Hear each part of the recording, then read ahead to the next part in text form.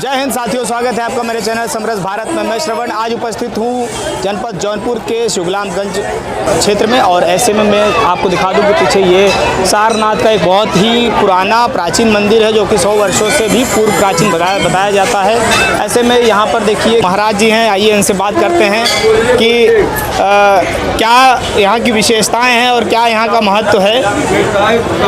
स्वागत है आपका। हाँ, सबसे पहली विशेषता यह है कि ये स्वयंभू हैं, स्वयं अपने आप जमीन से निकले, कोई स्थापित मूर्ति नहीं है। एक विशेषता 100 वर्षों से पूर्व का मंदिर बताया जाता है। किसका? 100 वर्षों से पहले का मंदिर। 100 वर्ष के पहले का मंदिर है, लेकिन जो बाबा हैं स्वयंभू, इनका कोई पता नहीं है। 200 साल का रिकॉर्ड हमारे पास है, उसमें मिलते गए हैं। अच्छा, 200 का कागज हम रखे हैं। हाँ। उसमें बाबा हैं। अच्छा, महाशिवरात्रि की क्या विशेषताएं हैं? महाशिवरात्रि शंकर जी की शादी है, ब्याह है वही। अच्छा, बस यही है, मेन वही है। धूम मची है, धूम मची है।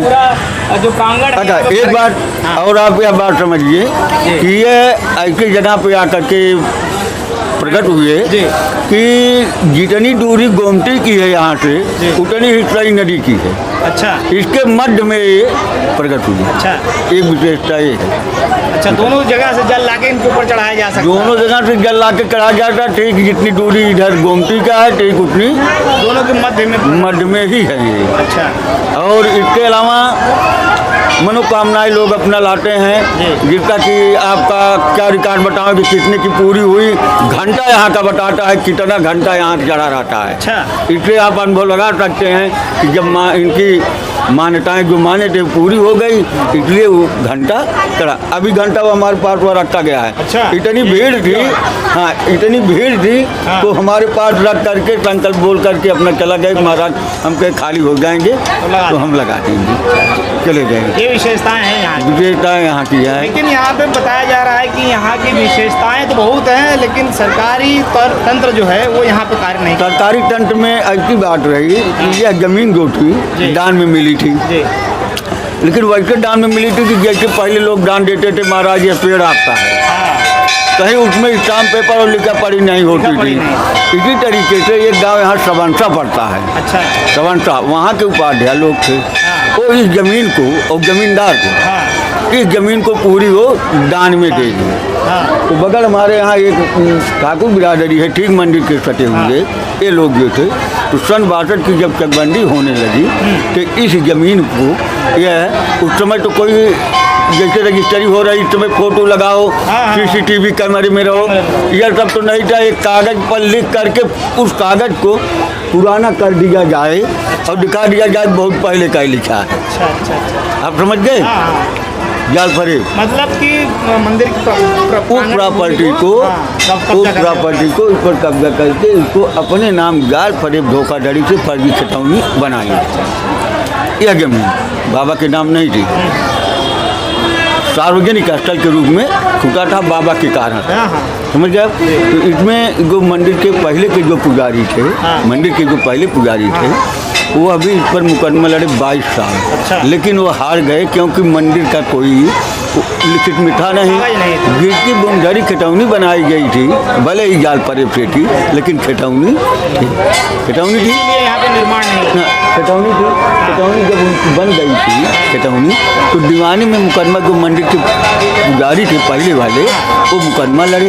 लेकिन जज साहब ने कहा हमें कोई प्रमाण नहीं मिल पा रहा है, हम कैसे कर देंगे, हार गए। उसके बाद उनकी लड़की माला शुक्ला 2000 खाओ में मुकदमा 6/12/2007 में खा में मुकदमा की 6/12/2007 में आदेश हो गया। और यह कहते हुए सियारों ने आदेश किया कि जाल फरेब धोखाधड़ी से फर्जी खिटौनी बनाई गई है। यह कहते हुए इनको निरस्त कर दिया। हाई कोर्ट भगे कि हमारी सुनवाई वहाँ नहीं हुई। हाई कोर्ट ने 2 महीने का समय दिया, लग गया 6 महीना। यहाँ से भी सुनवाई होने के बावजूद जो गाल फरेब धोखाधड़ी फर्जी अंदाज था, वो पुराने रिकॉर्ड जो मुआफिर खाने में रखे रहते हैं, उसको ला करके सामने रखा गया, उनको दिखाया गया।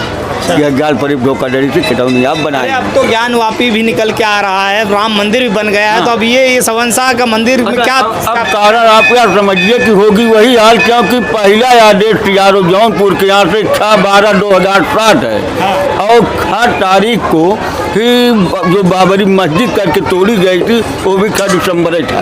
अच्छा। जिस समय यहाँ आदेश हमको मिला उस समय यहाँ पुलिस ड्यूटी में थी शांति व्यवस्था के लिए, क्योंकि वो वह दिवस मनाते हैं, कौन सा मुसलमान काला दिवस क्या मनाते हैं, हाँ 6 दिसंबर, उसी समय इसका आदेश था।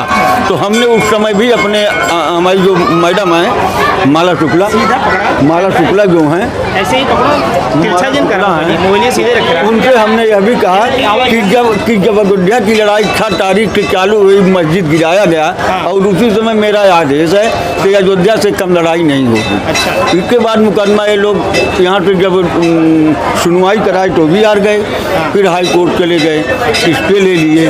हम पैसे में कमजोर थे, हकीकत यही था, पैसे में कमजोर थे। अब वहाँ स्टे ले लिए, स्टे लेने के बाद जो सुधीर अग्रवाल अयोध्या के मुकदमे की सुनवाई किए थे उनके पास फाइल पहुँच गई है, उसको खारिज कर दिए उठा करके। भाई उसमें बता दीजिए कि इसमें पोखरा है, हाँ भीटा है और सार्वजनिक स्थल है, फुलवारी क्यारी, साबो शायरी, प्रवचन क्षेत्र करके दर्ज है, कैसे आपकी खिलौनी बन गई। अब उसके बाद फिर उसी समय उनको खारिज कर दिए। ये अपना डबल बेंच या कहाँ अब लगाए हैं, भगवान जाने क्या कर रहे हैं। अब आगे जो सामने आएगा एक खारिज महादेव जब बैठे हैं तो कोई कृपा उनकी बनेगी ही सही। और इस पर लड़ने के लिए बहुत से लोग लड़ गए। स्कूल बगल में है, स्कूल वाले कहे हमारी जमीन है, सब जब बेनाम की थी पहले तो सबकी होने लगी, लेकिन बाबा इसमें है और बाबा का मंदिर पहले भी मिलते चला आया है।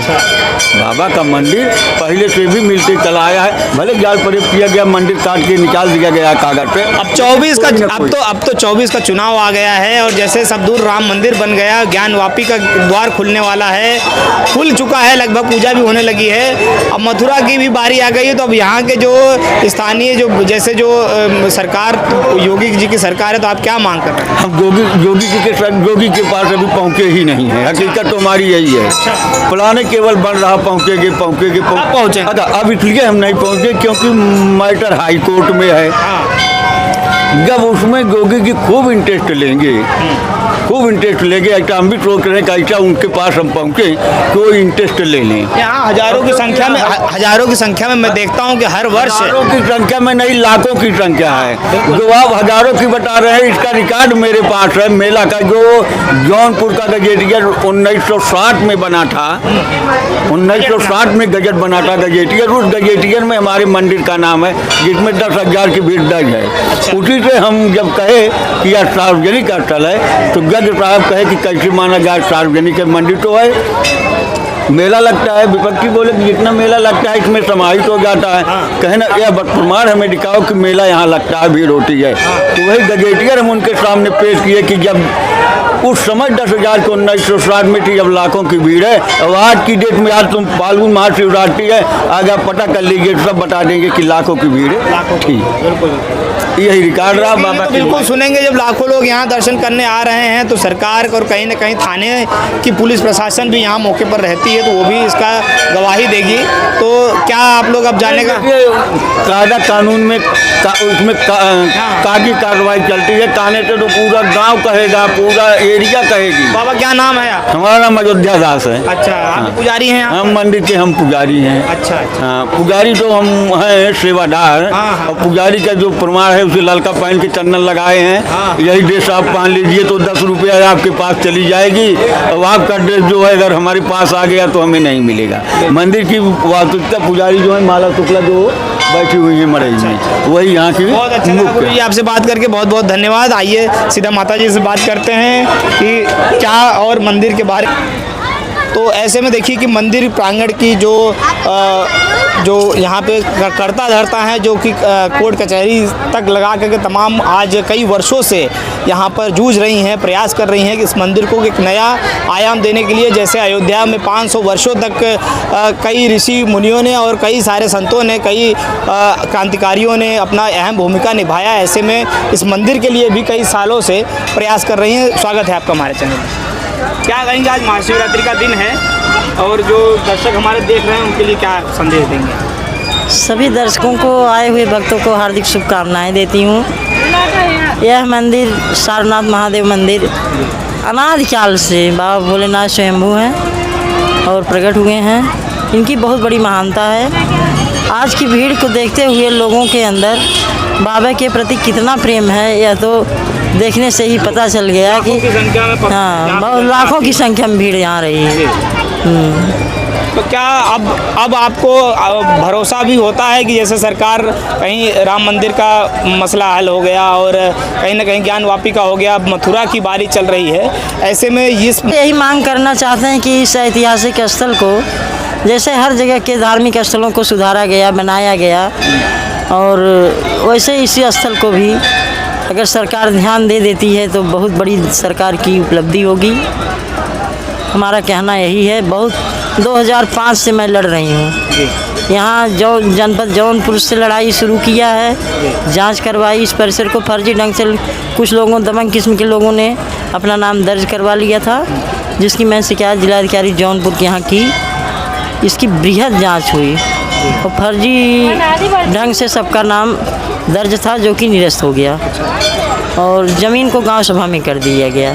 सरकार से हमारी यही मांग है कि इस धार्मिक स्थल को मंदिर का नाम दर्ज किया जाए। तो साथियों, जैसे गुरु माँ थी, साथ में मंदिर का बहुत दिनों से यहाँ पे सेवा कर रही हैं और साथ में इनके पिताजी भी यहाँ पे काफ़ी वर्षों तक उन्होंने भी लड़ाइयाँ लड़ी मंदिर के लिए, अब ये लड़ रही हैं। और साथ में बताऊँ कि यहाँ पे भक्तों की संख्या जो है, आप दिखा दें यहाँ पे कि लाखों की संख्या में यहाँ पे जनता आती है। और क्या कहेंगी और आप?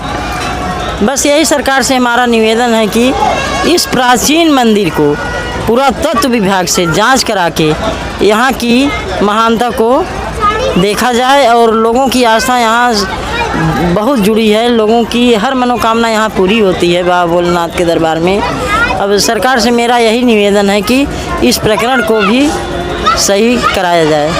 पुरातत्व विभाग में दोस्तों आपको बता दूं कि पुरातत्व विभाग वही विभाग है जो कहीं ना कहीं राम मंदिर की खुदाई करता है और वहाँ पे नीचे से जो मूर्तियाँ प्राप्त होती हैं कितने वर्ष पुरानी हैं, उसी प्रकार से यहाँ की भी खुदाई करके वो जान भी सकते हैं कि यहाँ पे जो शिवलिंग है वो कितना पुराना है और कितने वर्षों पूर्व से मंदिर में यहाँ पे पूजा पाठ का कार्यक्रम जो चल रहा है।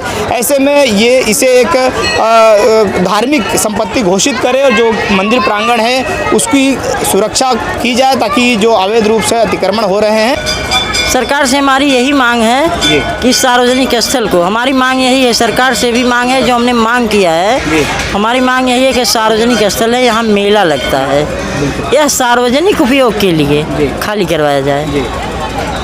सरकार से यही मेरा निवेदन है। जैसे हर स्थलों को सजाने संवारने में योगी सरकार लगी है, वैसे बाबा से मेरी भी यही प्रार्थना है कि इस मंदिर पर भी उनका ध्यान आकृष्ट हो। आप हमारे साथ जुड़िए, आपका बहुत बहुत धन्यवाद। धन्यवाद। तो साथियों, फिर मिलते हैं किसी नेक्स्ट वीडियो में। महाशिवरात्रि की आपको शुभकामनाएं, बहुत बहुत धन्यवाद। जय हिंद।